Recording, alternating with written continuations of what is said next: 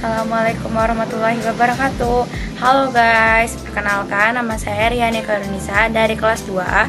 Di sini saya akan mengulas buku Teori Kesusastraan karya Rene Wellek dan Austin Warren. Halo guys, bab yang akan saya bahas dalam video ini adalah bab 7, yaitu sastra dan biografi. Nah, penyebab lahirnya sastra dan biografi adalah penciptaannya sendiri, yaitu sang pengarang. Itu sebabnya penjelasan tentang kehidupan dan kepribadian pengarang adalah metode tertua dan paling mapan dalam studi sastra. Biografi hanyalah bernilai tentang sejauh mana memberi masukan tentang penciptaan karya sastra. Tetapi biografi juga dapat dinikmati karena mempelajari hidup pengarang yang jenius, menyelusuri perkembangan moral, mental, dan intelektual yang tentu menarik. Biografi juga dapat dianggap studi yang sistematis tentang psikologi pengarang dan proses kreatif. Biografi adalah genre yang sudah kuno.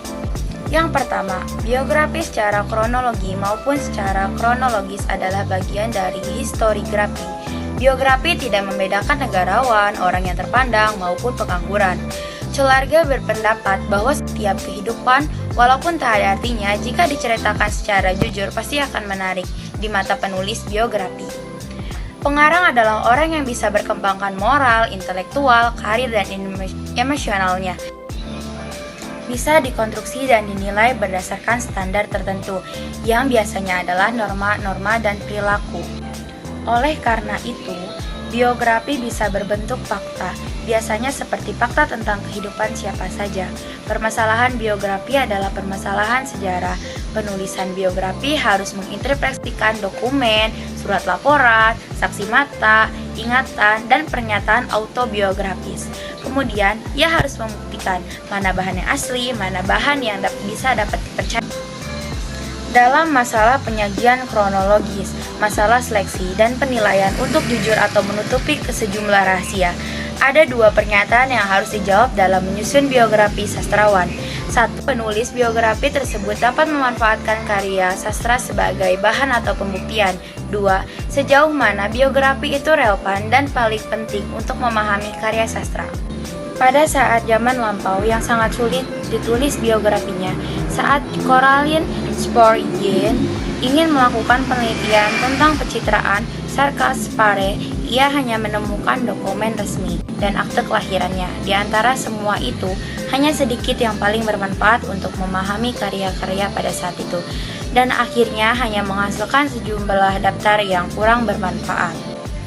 Jika seandainya unsur biografis ada pada karya sastra, unsur-unsur ini sudah diatur kembali, sudah mengalami fase perubahan, makna pribadinya hilang, dan yang tersisa hanyalah sebuah karya yang berdiri tersusun atas bahan-bahan pembentukannya. Roman Fernandez pernah mencoba membuktikan hal ini dengan sangat meyakinkan dalam membahas Stendhal. G. W. Mayer menunjukkan bahwa apa yang bersifat autobiografis dalam Prelude ternyata berbeda dengan hidup yang sebenarnya.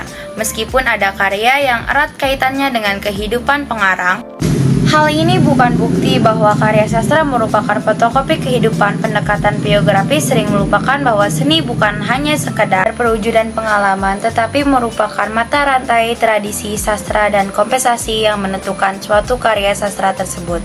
Bagaimanapun, tetap ada hubungan kesejajaran dan kesamaan tidak langsung antara karya sastra dan pengarangnya.